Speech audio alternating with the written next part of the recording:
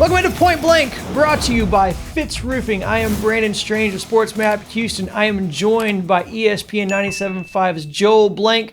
Joel, welcome in. Before we get started, I just want to remind everybody, if you like the content, please subscribe. Before the NBA season started, in regards to the rumors of James Harden demanding out of Houston, the Rockets front office famously said they were willing to get uncomfortable.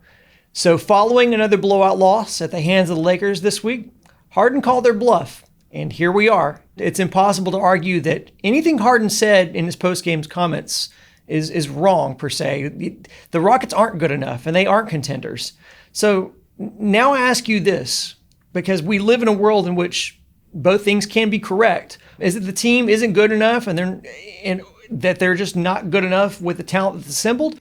I think it's twofold, Brandon, because I think if you're not good enough to win the championship, yeah, they qualify, check that box. If there's still good enough talent on this team to make the playoffs in the West, it's a possibility. And I think you saw it all come to a head from a boiling point after that Laker game, because James finally spoke. When he spoke, and the words that he said had ramifications far and wide that said that this can't go on any longer. The fact that he alienated his entire locker room by saying that they weren't good enough and hurt everyone's feelings. The fact that John Wall heard that and basically then started alluding to the fact that without calling him out by name, there were guys that just weren't buying in. They weren't doing what they were needing to do for this team to go forward. And the black cloud was a thunderstorm over this team that was handcuffing them and saying, you're not going forward until this is settled.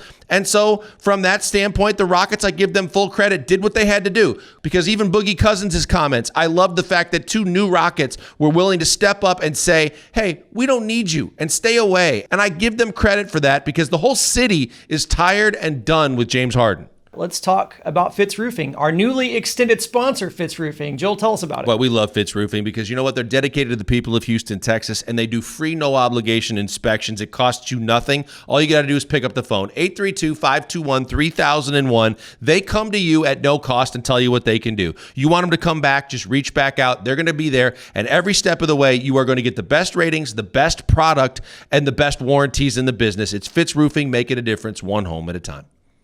Joel, the Rockets with Harden have never been elite defensively, but for the first time in years, this team looks absolutely lost on offense.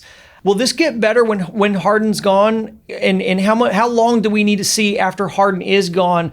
How long do we need to see Stephen Silas really put his fingerprint on this team? Look, I feel very badly for Stephen Silas. He didn't sign up for this. He signed up for a team that had two previous MVPs on it that was a playoff team a year ago. And instead, what he's gotten was a bill of goods where one superstar was dealt quickly, the other one's on his way out, and he's left to pick up the pieces. I think this is not on Stephen Silas. It's not indicative of the kind of coach he is, the basketball mind he is. And to your question about how and when will we see this get better, it seems like when you talk to the guys, the new guys like Boogie Cousins and John Wall, the guys that have been here a while like Eric Gordon and others, that they really truly like and believe in what Stephen Silas is doing. But James Harden has been dragging them down, because if you look at and watch tape of the games of the first 9, when Harden's in the game, he has the ball, the other guys are disinterested, they're frustrated, and it's going nowhere, and it's hard to watch. When he's on the bench, there's ball movement and player movement and activity and hustle and guys buying in. And that's why something had to be done, because James had made it with his line in the sand so difficult to proceed that they had to do something, and this was the only way to get that done. There was a lot of skepticism surrounding new general manager Rafael Stone prior to the season. He was very unproven, and so the early returns were good. He really did do, I think, the very best job that he was capable of doing and was capable of doing, of kind of recycling this roster and making it into something that was, at least on paper, competitive. Is it fair to say that how and what he gets in return for James Harden may cement the legacy of Rafael Stone as Houston's GM? There's no doubt about it. I said this when we had this conversation on video a few weeks ago. The fact of the matter is it's an unenviable position to be in, but he's going to be judged based on how he comes out of all of this. The Westbrook trade, the Harden trade, and how this franchise is stacked up going forward.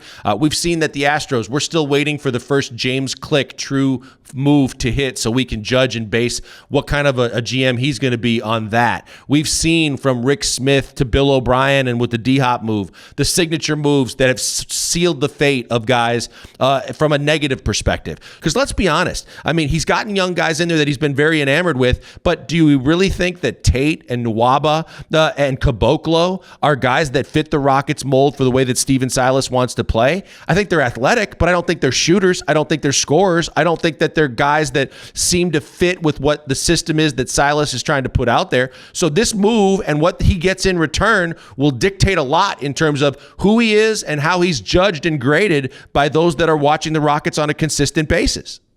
Speaking of Judge, last question for you. As you've made comments to this several times. I don't know if we've said it on this channel before, but I just want to get your thoughts on this so you could say it here on this platform, which is that you think when it's all said and done, James Harden could be the most hated superstar in Houston history? There's no question in my mind. James Harden will go down in history of Houston sports as the most hated superstar ever to put on a Houston uniform. And it's simply because of his own doing. Because if you think of his playoff failures, and yeah, he won an MVP in the regular season, and yeah, he put up points galore. But when the chips were pushed into the middle of the table, when the lights were the brightest and the stage was the biggest, he was known as a guy that quit. But the one thing that didn't quit was the undying support of Red Nation and the Rowdies and the red Kool-Aid drinking Rockets fans that always said, as long as you're in Houston and you're a member of the Rockets, we support you. And they did that for 8 straight years, like the organization did when it bent over backwards to give you every guy and every piece